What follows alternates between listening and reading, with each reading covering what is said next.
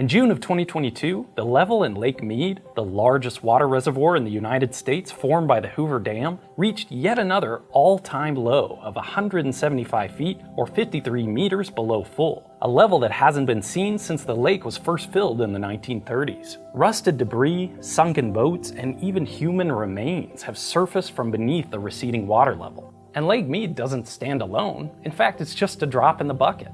Many of the largest water reservoirs in the western United States are at critically low storage, with the summer of 2022 only just getting started. Lake Powell, upstream of Lake Mead on the Colorado River, is at its lowest level on record. Lake Oroville, of the enormous spillway failure fame, and Lake Shasta, two of California's largest reservoirs, are at critical levels. The combined reservoirs in Utah are below 50% full. Even many of the westernmost reservoirs here in Texas are very low going into summer.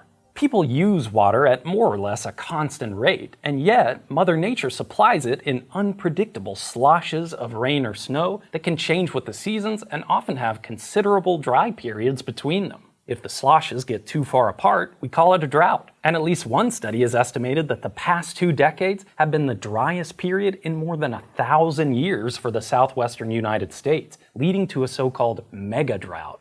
Dams and reservoirs are one solution to this tremendous variability in natural water supply. But what happens when they stop filling up? Or in the case of one lake in Oklahoma, what happens when they never fill up in the first place? I'm Grady, and this is Practical Engineering.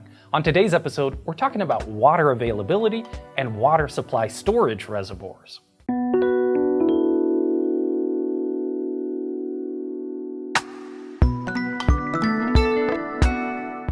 This video is sponsored by Brilliant, the best way to learn math and science through problem solving.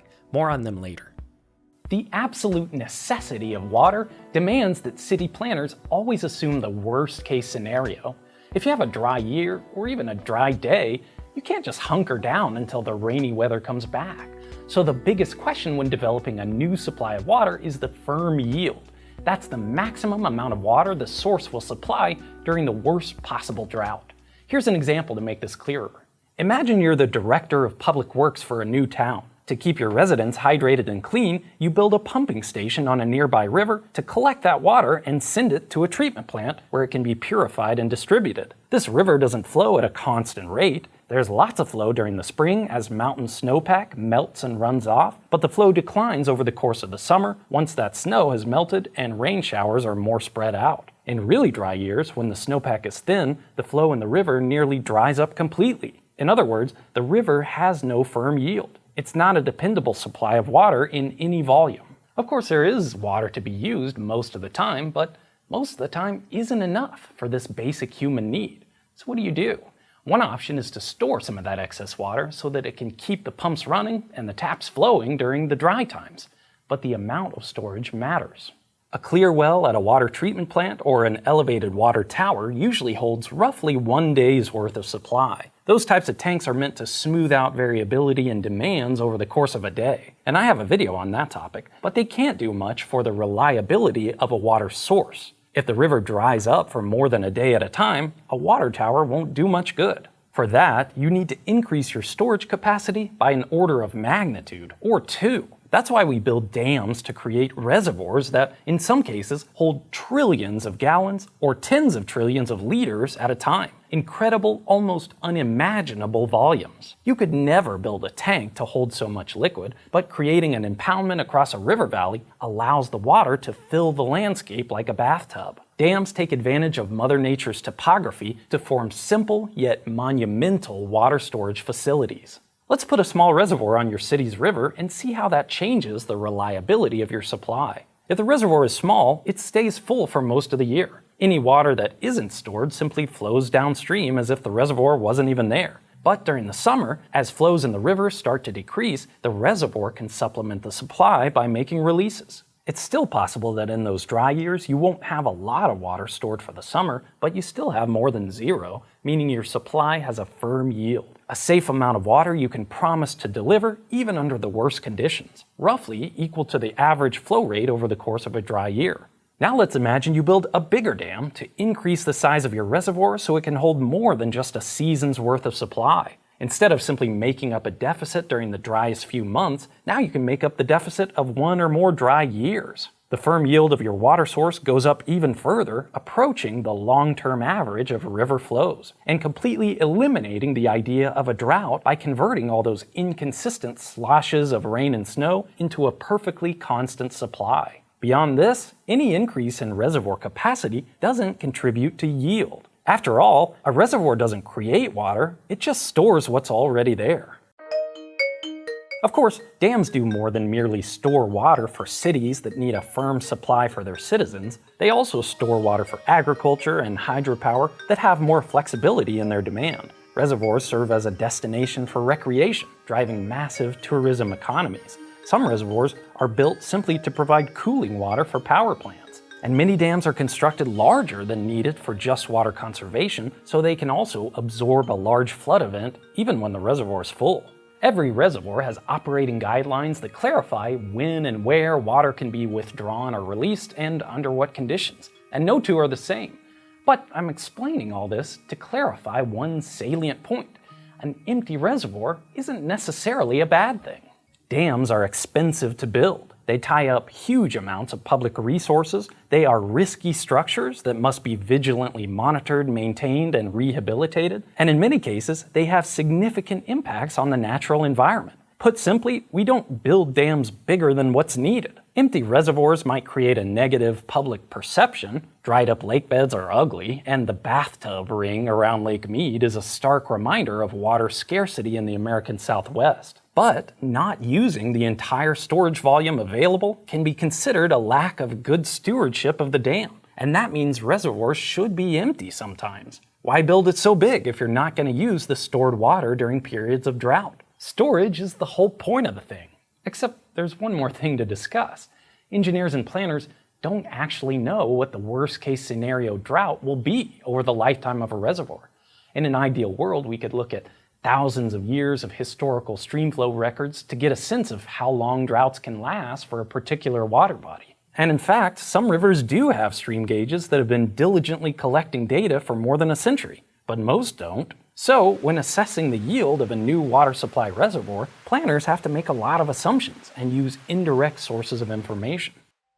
But even if we could look at the long-term historical record as the basis of design, there's another problem. There's no rule that says the future climate on Earth will look anything like the past one. And indeed, we have reason to believe that the long-term average streamflows in many areas of the world, along with many other direct measures of climate, are changing. In that case, it makes sense to worry that reservoirs are going dry. Like I said, reservoirs don't create water. So if the total amount delivered to the watershed through precipitation is decreasing over time, so will a reservoir's firm yield.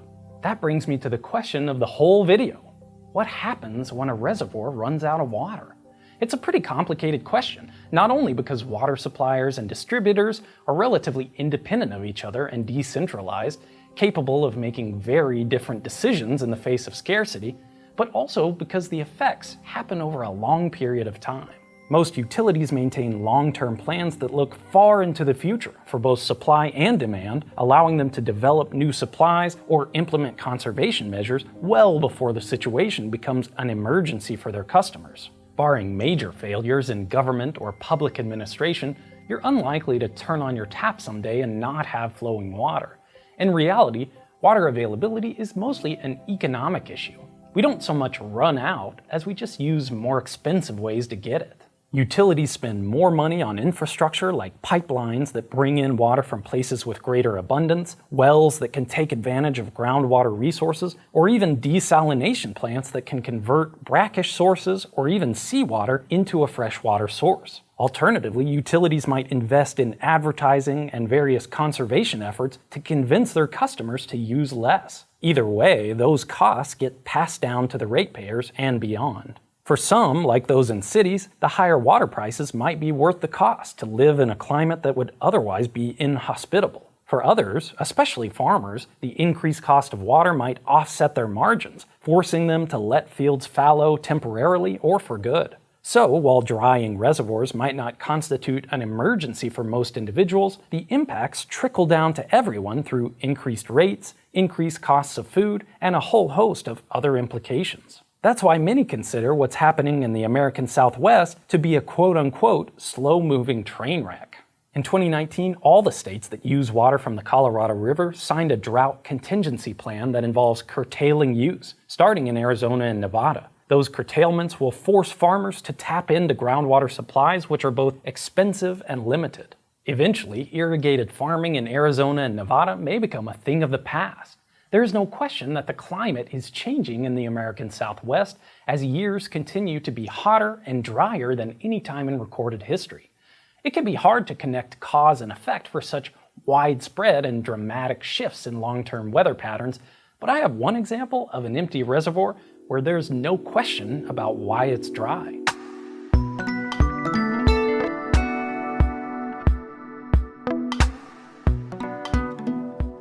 In 1978, the U.S. Army Corps of Engineers completed Optima Lake Dam across the Beaver River in Oklahoma. The dam is an earth embankment 120 feet or 37 meters high and over 3 miles or 5 kilometers long. The Beaver River in Oklahoma had historically averaged around 30 cubic feet or nearly a cubic meter per second of flow, and the river even had some major floods, sending huge volumes of water downstream. However, during construction of the dam, it became clear that things were rapidly changing. It turns out that most of the flows in the Beaver River were from springs, areas where groundwater seeps up to the surface. Over the 1960s and 70s, pumping of groundwater for cities and agriculture reduced the level of the aquifer in this area, slashing stream flow in the Beaver River as it did. The result was that when construction was finished on this massive earthen dam, the reservoir never filled up. Now, Optima Lake Dam sits mostly high and dry in the Oklahoma Panhandle, never having reached more than 5% full, as a monument to bad assumptions about the climate and a lesson to engineers, water planners, and everyone about the challenges we face in a drier future. Drought seems really simple when you're just looking at the level of a reservoir, but I hope this video helped you appreciate the technical complexity in developing and managing a water supply for a large area that involves hydrology, geology, meteorology, climatology, and of course, a lot of civil engineering. In fact, I've found through everything I do that all the best and most important projects combine the expertise and knowledge of a lot of different fields of study. And the way you get exposed to those different fields isn't by reading or watching videos, it's by doing the thing, coding the program, by building the project. That's why I'm so thankful to have Brilliant as the sponsor of today's video. Brilliant is a learning platform for science, technology, engineering, and math that's super interactive. There are courses on logics, computer science, math, and my favorite is this one called The Physics of the Everyday that just pulls back the scientific curtain on aspects of the world that you only learned about in grade school. For example, one of my favorite obsessions, the weather. If that sounds interesting to you, go try Brilliant yourself, completely free at brilliant.org/practical engineering. You don't pay anything to sign up, and the first 200 people that use the link will get 20% off an annual premium subscription. Thanks for watching, and let me know what you think.